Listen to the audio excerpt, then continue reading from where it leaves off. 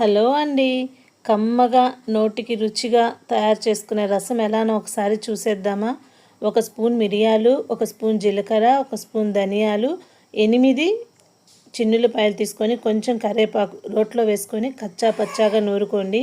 రోట్లో మాత్రమే వేసుకోండి, మిక్సీలో వేయొద్దు. రోట్లో వేస్తే ఆ రుచే వేరుగా ఉంటుంది. అలా నూరేసిన తర్వాత కొంచెం ఆయిల్ వేసుకొని బాగా హీట్ చేసుకోండి.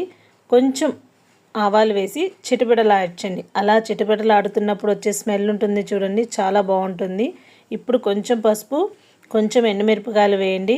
ఇప్పుడు నేను చూపించే టమోటా ఉంది చూడండి, అంత సైజ్ టమోటా అయితే 3 మనుషులకి రసం సరిపోతుంది. ఈ టమోటాని చిన్న చిన్న ముక్కలుగా వేసుకొని మెత్తగా అయ్యేంత వరకు 5 మినిట్స్ వదిలేసేయండి. మెత్తగా అవ్వాలి, దానికోసం నేను కొంచెం సాల్ట్ ఇప్పుడే యాడ్ చేసుకుంటున్నాను.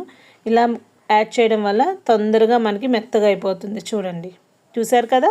ఇప్పుడు నెక్స్ట్ ఒక నిమ్మకాయ సైజంత చింతపండు తీసుకొని 1 గ్లాస్ వాటర్ని కలిపి టమోటాలో యాడ్ చేసేయండి. ఆ తర్వాత ఎక్స్ట్రాగా ఇంకో 1 గ్లాస్ నార్మల్ వాటర్ వేయండి.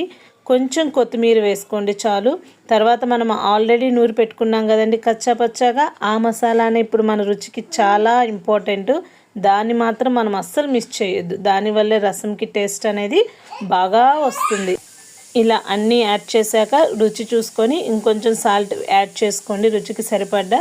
ఫైనల్గా కొరియాండర్ వేసేసి 15 మినిట్స్ చాలండి.